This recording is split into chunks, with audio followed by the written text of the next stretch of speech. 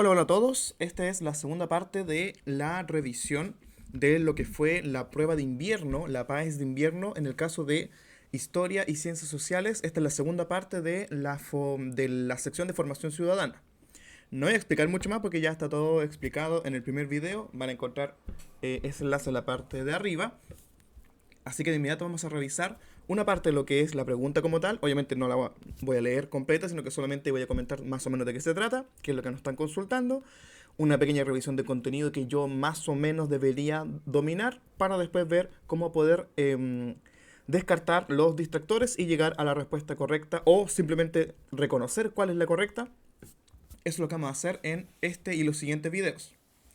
Entonces, vamos con la pregunta número 5. En el enlace en la descripción van a encontrar tanto esta presentación que completa ya y además van a encontrar los PDFs con tanto de la prueba como tal y también las claves que las liberaron. Entonces ahí para que puedan revisar, pero en general esto se hizo antes y está correcto, yo lo revisé, entonces está súper bien. Entonces lo que nos falta es la explicación. Bien, pregunta número 5. En la pregunta número 5 habla uno de los principios básicos que tiene la democracia actual, por lo menos en Chile y en la mayoría del mundo también, que es el tema de la transparencia. Vamos a comentar al tiro de qué significa, pero básicamente lo que nos están preguntando aquí es, ¿para qué sirve la transparencia? ¿Qué sentido tiene dentro de una democracia que se intente ser transparente?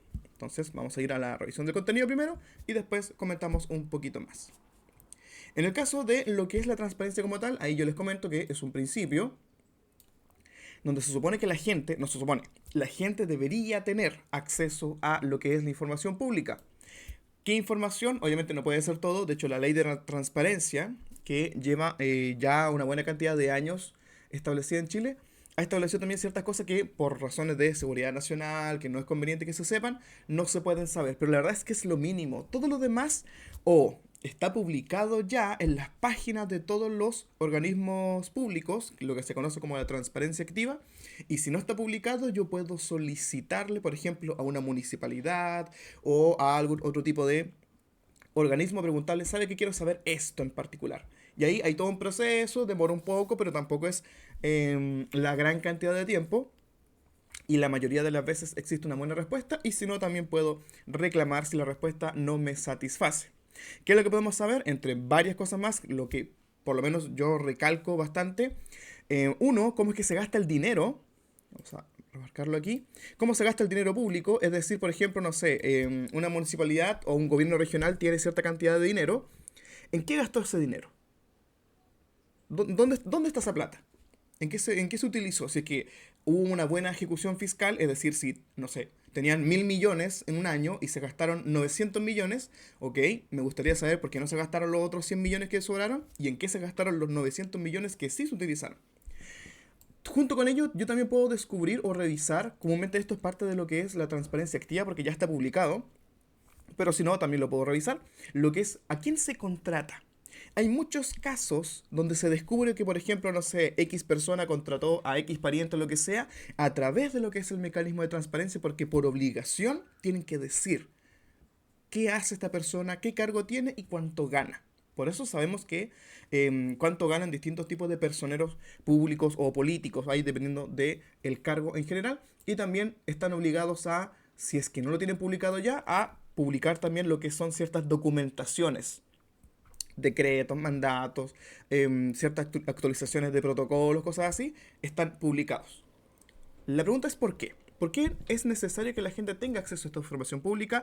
Y es lo que también nosotros comentamos aquí, porque implica la posibilidad de un mayor control. Si las personas saben o tienen la posibilidad de saber en qué se gasta el dinero, es mucho más probable que esas personas también puedan controlar a las personas que, por ejemplo, se eligen. Si, por ejemplo, veo que una municipalidad nunca tiene listo el tema de la auditoría pública o de la contabilidad, siempre tiene como algunos tipos de irregularidades, de errores, yo con eso ya tengo esa información suficiente para, en el mundo ideal, no volver a elegir esa persona y buscar otro tipo de alternativa porque esta persona, a raíz de lo que es la transparencia, no me está cumpliendo. Eh, su administración no es transparente. Esa es la gracia. Entonces permite esa acción. En particular, lo que nos ayuda es a detectar y en el mejor de los casos también a prevenir lo que son los casos de corrupción o también algún tipo de malversación de fondos públicos u otros tipos de delitos que puedan estar relacionados a este tema. Considerando eso, si regresamos entonces a la pregunta, ¿para qué sirve exactamente? Hay cosas que no, hay cosas que sí. Vamos con las cosas que no para eliminar los distractores. Lo primero, el A no pudiese ser, porque esto no apunta al tema de la transparencia. La transparencia es solamente entrega de información, pero no se mete con la ciudadanía como tal. No es que la gente va a ser más plural porque se sepa cómo se utiliza el dinero público, por ejemplo. No tiene relación. La ciudadanía lo puede utilizar, pero no hace que sea más pluralista. Tampoco sirve para delimitar las funciones ejercidas por los funcionarios públicos porque eso ya está establecido en su reglamento interno, en las leyes generales o en otro tipo de mecanismo. La transparencia no tiene que ver con en qué es lo que pueden hacer los funcionarios públicos. Es todo lo que hagan o la gran mayoría de las cosas que hagan tienen que estar transparentemente públicas, dispuestas para la ciudadanía. Por lo tanto, sabemos que A y C no pudiesen ser. Y lo mismo con lo que es la D. No puede ser la D porque los medios de prensa no están aquí involucrados. Ahora, los medios de prensa pueden solicitar información, por supuesto, pero como cualquier tipo de persona. No es que sea particularmente para ellos. No se amplía el límite de las atribuciones de los medios de prensa. Es una atribución que todas las personas naturales o jurídicas tienen. Entonces, si nos regresamos, es evidente, y tal como aparecía en el solucionario, por así decirlo, el contenido que tenemos que revisar, la alternativa correcta es la letra B. Desincentiva la corrupción porque es mucho más fácil que a mí me encuentren, si es que soy corrupto, con una buena política de transparencia que es la que se está intentando implementar en Chile. Por lo tanto, la pregunta 5 debería ser la letra B. Es la letra B. Vamos con la pregunta 6. En la pregunta número 6 nos están comentando respecto a dentro de lo que son las funciones de la institucionalidad, es decir, de los organismos que participan dentro de lo que es la democracia chilena. Habla respecto al tema de visibilizar cuál es la voluntad de los ciudadanos, el tema del diálogo, bla, bla, bla, bla. Particularmente nos pregunta de qué manera, cómo esta institucionalidad democrática, esta míriada de organizaciones que existen, cómo fortalece lo que es el ejercicio de la ciudadanía. Y aquí se conecta mucho con las preguntas del video anterior, pero lo voy a comentar solamente. Una vez más, primero vamos a ver el contenido como tal y después de eso seguimos revisando. Ya, comentamos entonces que las instituciones son organizaciones, particularmente aquellas que tienen un interés público, es decir, no están construidas para un beneficio propio, sino que están construidas para un beneficio común. Por ejemplo, voy a cambiar el colorcito para que se entienda un poquito más. Un azulito está bien. Por ejemplo, ¿qué institución pública existe? El Congreso como tal. En este caso, lo que permite es el interés público o el beneficio público que obtiene es que se puedan hacer leyes escuchando la voz de la ciudadanía porque los diputados y senadores son elegidos. El INDH, que lo comentamos en el video pasado, que es lo que busca proteger el derecho de las personas para que puedan participar en el sistema político. Y el CERVEL, que es lo que hace, es un organismo autónomo que lo que busca es velar para que los procesos de sufragio, para que las votaciones sean limpias, sean acordes, cumplan con ciertos estándares, se hagan como se han hecho. De hecho, diría que tenemos de los mejores servicios electorales en todo caso. Es muy difícil hacer trampa en el CERVEL y se descubre bastante rápido igual. Y es muy rápido el procedimiento. De hecho, el mismo día nosotros ya tenemos una buena estimación de, no sé, 70, 80, 90% de los votos escrutados, funciona bien. Y eso sirve también para la democracia, para que la gente pueda participar. Y en eso se resume todo, de hecho lo que también les comento acá. ¿Qué es lo que nos interesa? Que las personas, la ciudadanía, pueda participar dentro de lo que es el sistema político, de lo que es el sistema democrático. Porque tiene instituciones, tiene leyes, tiene apartados de la Constitución que le permiten, que le garantizan esa participación. Eso es lo que nosotros tenemos que tener súper en cuenta. Y si regresamos a las preguntas, y en este caso va a ser súper corto, ¿cuál es la que apunta a esa mirada? La alternativa A. establece garantías jurídicas, es decir, que están puestas a través de leyes, porque las instituciones existen mediante actos legales, actos de ley, actos jurídicos, estableciendo garantías jurídicas para que la gente pueda participar políticamente. Todo lo demás no es. No diseñan los planes de acción de las organizaciones comunitarias porque eso no tiene. De hecho, ahí no se mete el Estado dentro de eso, son las propias organizaciones las que establecen sus propios planes de acción. El Estado ofrece como alternativas, oportunidades, direcciones, pero el diseño le pertenece a las organizaciones comunitarias. No asegura nada el tema de las nuevas coaliciones al sistema de partidos porque la institucionalidad no tiene tanto que ver con ello. Si hubieran dos partidos, como ocurre por ejemplo en Estados Unidos, donde la mayoría del sistema es como bipartidista, o si ocurre en otro lugar donde tienen así una enorme cantidad de partidos, eso da igual. Mientras se respete, mientras se establezcan esas garantías jurídicas, el sistema funciona igual. Ni tampoco restringe la acción estatal porque el ordenamiento del espacio público le atinge al Estado, entonces no puede ser como tal. La que es la alternativa A para la pregunta 6. Continuamos. Pregunta 6, vamos con la pregunta 7. La pregunta 7 utiliza un concepto bien importante que es el de la alternancia del poder. Vamos a comentar enseguida de qué se trata. Pero respecto a eso, pregunta: ¿qué es lo que se busca resguardar? ¿Para qué sirve finalmente la alternancia en el poder? Y ahora vamos a comentar enseguida qué significa esa alternancia. La alternancia en el poder significa básicamente de que no existen o no deberían existir o no existe la posibilidad de que un partido o que un grupo de partidos políticos o que algún tipo de alianza o conglomerado político se pueda eternizar en el poder. Significa que, por ejemplo, si en el futuro nosotros elegimos a la Alianza Amarilla, una alianza de partidos de nombre amarilla o cualquier otro nombre, no significa que ellos van a seguir para siempre.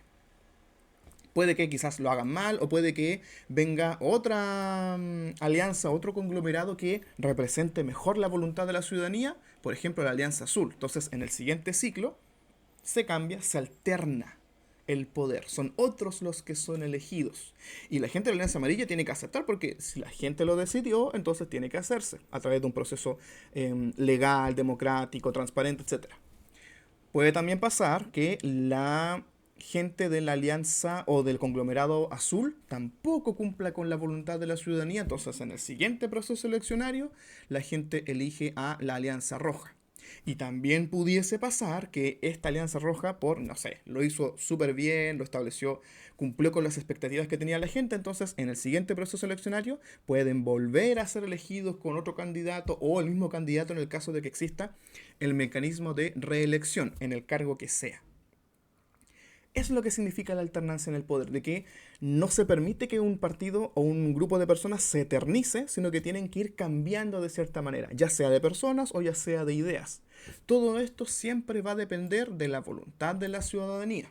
Son las personas las que deciden, quienes siguen, se mantienen o se recambian dentro de lo que son el poder y los cargos públicos. El poder no se concentra en grupos privilegiados, de hecho lo dice la Constitución incluso.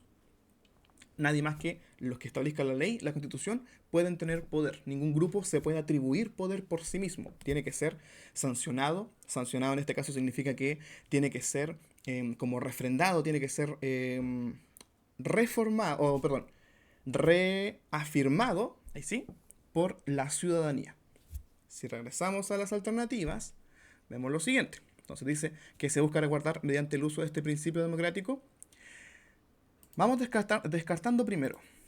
La A no puede ser, porque la alternancia del poder no necesariamente implica que un gobierno no pueda abusar de su poder. Puede suceder que un gobierno perfectamente legítimo, perfectamente bien, democráticamente elegido, abuse de su poder. Por tanto, no existe esa imposibilidad. Lamentablemente, no podemos saber lo que va a pasar después de que un gobierno es elegido. De la misma manera, no tampoco tiene que ver con lo que es la disidencia política, entendiendo que disidencia se refiere a que no todos pensamos igual, sino que hay personas que frente, por ejemplo, a X gobierno se transforman en una suerte de oposición. Eso es ser disidente político, muy resumidamente. Tampoco. De hecho, al contrario, se supone que dentro de una democracia tiene que existir una suerte de oposición porque nunca estamos todos de acuerdo, siempre hay un espacio para el diálogo y para la mejora. Y por lo tanto se necesita de esa suerte de disidencia, obviamente dentro de lo que son los marcos establecidos por el sistema democrático. Una vez más, la C tampoco pudiese ser porque si yo elijo un gobierno que se dice ser no corrupto, que se dice ser tener probidad, la verdad es que eso no me asegura nada porque pueden prometer mucho y en el fondo ser un gobierno corrupto o tener irregularidades dentro de ese gobierno. Y la alternancia en el poder no me permite saber exactamente si es que cambiando un gobierno significa que la corrupción no va a pasar. Puede que la corrupción se mantenga aunque se alternen muchos gobiernos de cara o de color distinto. ¿Qué es lo que a mí sí me permite la alternancia del poder? Es justamente esta. Se previene la concentración de lo que es el mando político, es decir, no sé, estos 4 años va a gobernar la gente del Partido Amarillo, ok, que gobierne todo lo demás, pero si no lo han hecho bien, si la gente no está con ellos no pueden utilizar su poder para eternizarse, para mantenerse. Una vez más, la idea central es que la gente es la que decide quién continúa, cuál se recambia, quiénes son desechados del sistema político. Debiese ser. Y por lo tanto, la alternativa correcta en este caso es la alternativa D para la pregunta 7. Vamos con la última pregunta de este video. Pregunta 8. En el caso de la pregunta 8, nos está comentando o nos está diciendo que dentro de todo la democracia es una forma de gobierno cuyo principio, así, de hecho lo que más uno recuerda es que la mayoría manda. Es la mayoría la que toma las decisiones, por así decirlo. Y aquí pregunta, ese principio de mayoría, es decir, donde el 50+1, por ejemplo, ¿cuándo es válido? ¿Dónde se puede aplicar? No se aplica en todo. Eso es lo primero que tenemos que tener en cuenta. Entonces, si no se aplica en todo, ¿en qué se aplica y en qué no? Eso es lo que tenemos que tener claro también. Y si nos vamos al solucionario, vamos a revisar. Voy a cambiar de colorcito. Yo creo que ahora va a ser como un lila. Ya. Obviamente esto no es tan así, pero lo simplifiqué para que se entendiera. Por ejemplo, aquí están divididos los 3 poderes del Estado. Poder legislativo, poder ejecutivo y poder judicial, o básicamente lo que es hoy día en Chile, el Congreso, el gobierno y las cortes o los tribunales de justicia. Donde la gente puede decidir, donde la gente, el 50%+1, tiene algún tipo de poder, particularmente en el poder legislativo, porque los senadores y diputados son elegidos con sistema, obviamente está el sistema de D'Hondt y todo lo demás, pero básicamente se utiliza el principio de la mayoría. Quienes obtienen la mayoría son los que comúnmente son elegidos para tener esos cargos, para tener ese tipo de poder y trabajar en función de lo que la ciudadanía, el mandato que la ciudadanía le entregó. Algo similar, pero no igual, ocurre, por ejemplo, con lo que es el gobierno. Efectivamente, el gobierno, la coalición, el presidente, que es la cabeza del gobierno, es elegido en el caso de Chile por una mayoría absoluta, es decir, de los 8 o 10 millones de personas que pueden votar en Chile, el 50%+1 es el que decide quién es el presidente. Correcto. Pero ojito, uno elige solamente al presidente. Porque después es el presidente el que toma las decisiones respecto a quién va a ser ministro de qué, su secretario de qué cosa, la jefatura de algún tipo de organismo que dependa, por ejemplo, del presidente, etcétera, etcétera, etcétera. Entonces, nuestro poder, por así decirlo, del 50%+1 o de la mayoría, para decirlo más ampliamente, es la elección del presidente, pero no así el equipo con el que trabaja. Eso depende, y de hecho lo dice en la Constitución, es una atribución exclusiva del presidente de la República. Donde el 50 o la mayoría, por ejemplo, no aplica, por lo menos en el caso de Chile, tiene que ver, por ejemplo, con lo que son los tribunales de justicia, porque los jueces no son elegidos por sufragio universal. No somos nosotros los que elegimos a los jueces. Hay todo un procedimiento que incluye una parte de los senadores, de los diputados, otra parte del presidente que elige a partir de unas ternas o de unas quinas. Hay todo un procedimiento para lo que es la elección de los jueces, pero no es el sufragio universal. Entonces, por eso aquí yo comento esta idea de que nosotros vivimos en una democracia representativa, entonces nosotros elegimos representantes para que, valga la redundancia, nos representen, pero eso no significa que los elegimos a todos. Por ejemplo, no sé, el Ceremi de educación de mi, no sé, de mi región, no lo elijo yo, lo elige el presidente de la República. Pueden recibir algún tipo de, como de recomendación o cosas así, sí, es posible, pero al final, la decisión la toma el presidente. Yo no puedo elegir, por ejemplo, qué juez es el que me va a juzgar si es que estoy metido en un problema judicial. Eso no depende de mí. Es casi a la suerte de la olla. Por lo tanto, en nuestros sistemas que son democracias representativas, no tomamos todas las decisiones. Tomamos como las decisiones más importantes o también qué les van a hacer los que van a llevar, por así decirlo, los procesos. Pero no decidimos todo. No elegimos a todas las personas que participan del sistema político. Y si regresamos a la pregunta anterior, dice, ¿en cuál de las siguientes situaciones se aplica este principio? Vamos a comentar cuáles no y en cuál sí. Aunque ya deberían más o menos ustedes saberlo. ¿Dónde esto no se aplica? Lo comentamos. Sistema de justicia, no, yo no elijo los jueces. Nosotros como ciudadanos, así como el conjunto de ciudadanos, no elegimos a los jueces. Hay otros componentes del sistema que sí los eligen. Tampoco nos metemos en la formación de los partidos políticos porque la ciudadanía no es la que forma o la que elige o la que decide que existan los partidos políticos, son agrupaciones de ciudadanos que ellos voluntariamente, en un marco de que están con ideas o principios comunes, es la gente que se ordena, pero no se vota para decidir si es que se conforma o no un partido político. Ellos son las personas que deciden y hay una ley orgánica que revisa todo ese tipo de organización, entonces no depende tanto de la ciudadanía en general. Donde tampoco nosotros no tenemos capacidad de acción directamente en la designación de los gabinetes ministeriales o simplemente de la elección de los ministros o los equipos de trabajo de los presidentes. El presidente es el que decide. Por lo tanto, si nosotros nos vamos a donde estrictamente sí tenemos capacidad de voz y de voto, es en el desarrollo de elecciones periódicas, porque las elecciones son justamente para preguntar a la gente qué es lo que considera necesario o qué personas son las que representan de mejor manera sus ideas dentro del sistema político. Por lo tanto, la alternativa correcta para la pregunta 8 es la alternativa C. Teniendo en cuenta eso, esta no debería estar aquí. Voy a saltarme directamente a lo que es el solucionario, cuáles son las claves. Entonces, 5B, la 6A, la 7D y la 8C. Esas serían entonces las respuestas de este segundo video. Y en el tercer video y final de la parte de formación ciudadana, revisamos lo que son las últimas 5 preguntas. Que estén bien, hasta luego.